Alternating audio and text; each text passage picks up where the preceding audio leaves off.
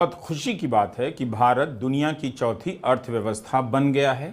क्या सचमुच बन गया है? अगर इसी से खुशी मिलती है तो खुश होना चाहिए कि कम से कम इतनी खुशी तो मिली। और अगर यह खुशी की बात है तो बिजनेस अखबारों के पन्नों पर इसका जश्न गायब सा क्यों है? बिजनेस स्टैंडर्ड अखबार में यह खबर चौथे पेज पर नजर आई।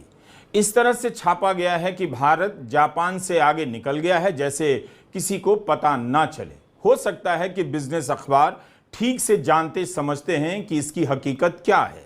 कई लोगों की यह भी राय है कि भारत की रैंकिंग अच्छी हुई है, तेज बढ़ती अर्थव्यवस्था है, तो उसका जश्न मनाना चाहिए। क्या सरकार मना रही है? बिल्कुल मनाइए अगर ऐसा है तो। लेकिन बताइए कि दुनिया की इस तेज बढ़ती अर्थव्यवस्था में लोगों की क्या हालत है? यह कैसे हो रहा है कि लोगों का जीवन बेहतर नहीं हो रहा और अर्थव्यवस्था तेज गति से बढ़ती जा रही है?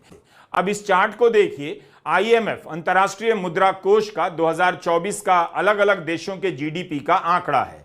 2 अंकों में केवल 2 देश हैं। चीन दूसरे नंबर पर है, जिसकी जीडीपी का आकार 19 ट्रिलियन डॉलर से कम है, और पहले नंबर पर अमेरिका है, जिसकी जीडीपी का आकार 29 ट्रिलियन डॉलर से कुछ अधिक है। बाकी के कुल 8 देश 5 ट्रिलियन डॉलर की इकोनॉमी से नीचे हैं। यानी अमेरिका और चीन के मुकाबले Germany, Bharat, Japan, Britain, France, Italy, Canada और ब्राजील 5 ट्रिलियन डॉलर से कम की अर्थव्यवस्था हैं। सभी 8 देशों की जीडीपी को अगर आप मिला देंगे तो उससे अधिक जीडीपी अमेरिका की है। नंबर का महत्व है, लेकिन अच्छा होता नंबर के साथ साथ जीडीपी का आकार भी बड़ा नजर आता।